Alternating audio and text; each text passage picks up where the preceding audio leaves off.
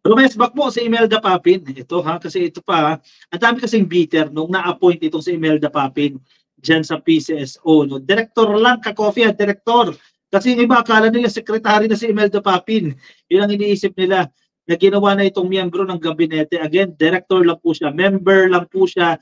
Hindi lang ha, hindi dahil mababa yung posisyon. Pero ang pinupunto natin dyan, member siya ng board of directors, hindi magiging secretary kasi baka ang iba na misunderstood nila, no, magiging secretary siya ng PCO, ng Presidential Communications Office. Again, sa PCSO po ito ha, director po ang kanyang posisyon, hindi magiging miyembro ng gabinete. O, rumesbak sa mga bitter, sa mga kritiko, kasi binabash nila ito si Imelda Papin eh. Kasi bakit siya daw yung isang linggong pag-ibig, isang linggong nakawan daw dyan sa PCSO, etc. etc. Anyway, nasa balita ng GMA ng ABS-CBN News, no? Imelda Papin addresses critics after PCSO appointment. Ayan.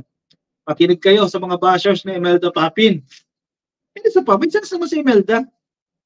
Diba, as compared sa ibang politiko na nakapwesto sa matataas na posisyon, one sense. Ito, may experience to, dating vice governor ito. Hindi isang termino, may 3 termino ata ito naging vice governor eh. May makakontribute din siya sa table ng PCSO. Singer Imelda Papin met the entertainment press on Saturday in Quezon City to share details of her new role as acting member of the Board of Directors of the Philippine Charity Sweepstakes Office o PCSO. Blessing yan sa akin. Kapag may dumarating na blessing, huwag mong tanggihan para ipakita mo ang puso mo, sabi ni Imelda. Siguro, inisip ni Presidente na kaya kong gampanan ng posisyon. And yun lang yung ka-coffee. Akin, ang understanding ko dyan, ang basic default niyan, kapag basic na default pa, redundant. Anyway, basta ang basic dyan, once na in-appoint ka ng presidente, andun yung pirma ng presidente, kung hindi man si presidente, si cabinet secretary, no? Once na nabigyan ka ng appointment, ibig sabihin, nagtitiwala sa iyo yung authority, yung appointing authority. Si presidente in that case, nagtitiwala sa iyo. Diba? Ibig sabihin, may maiaambag ka. Kaya do not question yourself na bakit ikaw nandiyan dyan. Pinagkakatiwalaan ka. Ako, personal take ko dyan, mas maigi pa na ikaw na pinagkakatiwalaan kaya ikaw nga yung pinakamagaling, kukontrahin mo naman o sisiraan mo yung presidente na nag-appoint sa'yo, di ba? Mas okay na yan. Kung hindi gano'n kagalingan, basta pinagkakatiwalaan ka, minsan gano'n eh. Sino ba yung mga magagaling dyan? Ang gaganda ng credentials, so graduate ng ganyan, ang daming master's. So, mo si Harry Roque. O, ganda ng pinag-aralan eh. Oh. UP, sa ibang bansa pa, may master's, international law. Mas gusto mo ba ma-appoint siya dyan sa PCSO? Mas pipiliin ko na si Imelda Papit kesa doon sa sinasabi ninyong matalino at pinakamatalino. Diba? Doon tayo sa pinagkakatiwalaan. Basic yun eh. I've been doing this kahit noon pa talagang gusto kong tumulong sa ating mga kababayan since naging vice-gobernador ako. Yun na talaga ang aking ginagawa. Totoo din naman yan.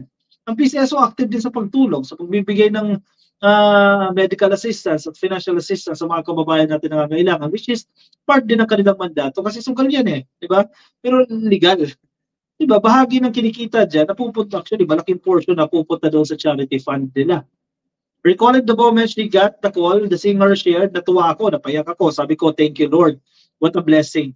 May pagpapatuloy ko yung pagtulong sa mga nangangailangan ng tulong. This is my payback time, sabi ni Imelda. Ask about her job description. Tinanong siya, ano magiging trabaho mo dyan, ma'am? Ano yung job description mo dyan? Sabi niya, 5 kaming directors dyan, including the chairman and general manager. Lahat ng programs na ilalabas namin, dumadaan lahat sa approval ng board. I will know almost everything when I start working on Monday. Bukas po yan. Mag-oopisina ako, pero not necessarily everyday nandun doon. Oh, may sinasabi siya sa sagot eh. Alam niyo yung ginagawa ng direktor. Ang mga direktor ka-coffee, hindi TV director ha. Ang direktor ng isang tanggapan, in this case, ang PCSO, no, policy makers yan. Sila yung gumagawa ng mga polisiya. Halimbawa, may bagong policy si PCSO, dumadaan sa board yan. Ini-scrutinize nila yan. And ang alam ko, di ba, 5 sila. Doon sa 5 na yan, syempre yung isa dyan chairperson o chairman, yung isa general manager, na binoboto yan nilang 5. Di ba, pinagbobotohan nila yan.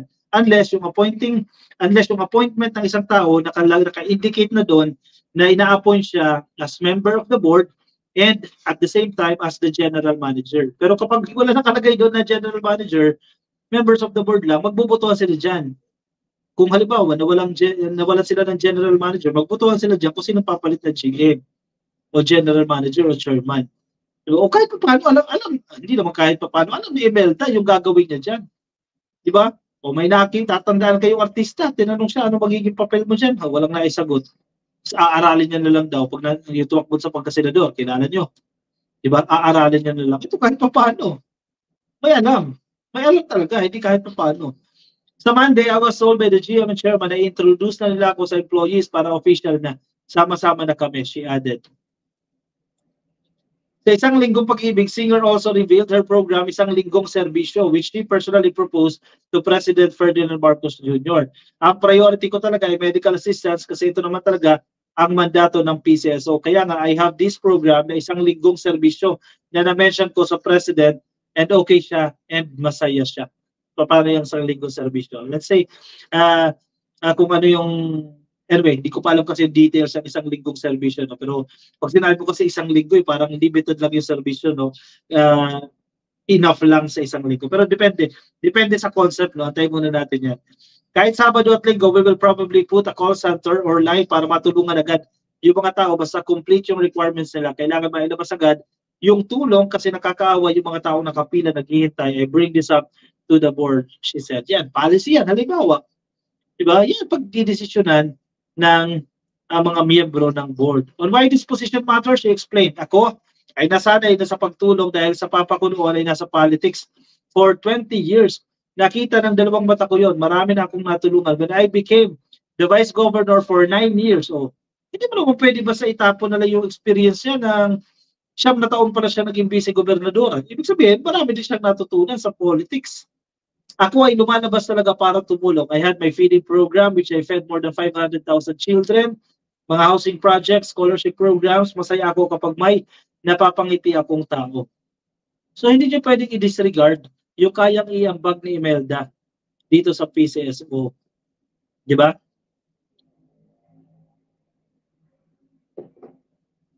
Kalma lang. Baby, kalma. Huwag masyadong bitter. Halata kayo. Masyado kayo bitter.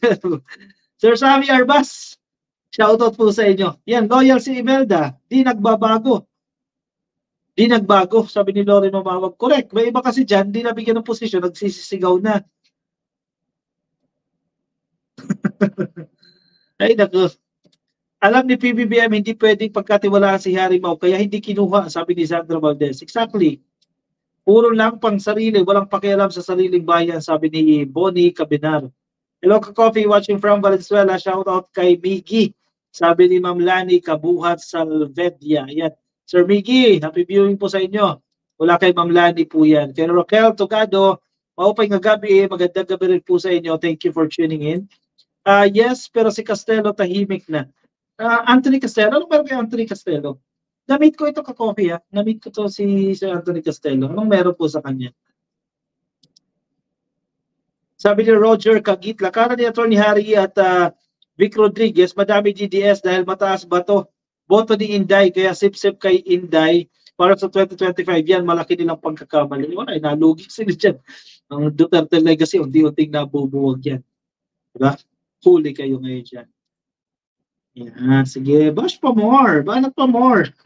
Sterling Candela Sanding, shoutout po sa inyo. Kay Cadano Alan Fabile, nakikinig din po sa atin. At kay Ma'am Eusebia Heterosa, selos lang sila. Nar Soto, shoutout po sa inyo. Nakikinig po sa Facebook. Baka di pa kayo nakafollow sa ating Facebook page, so yun na lang, Ka-Coffee, paklik lang po ng follow. Yan, follow or like sa Facebook. At kung nasa YouTube po kayo, please click lang po na subscribe and like lang po yung video na to para sa ating attendance check.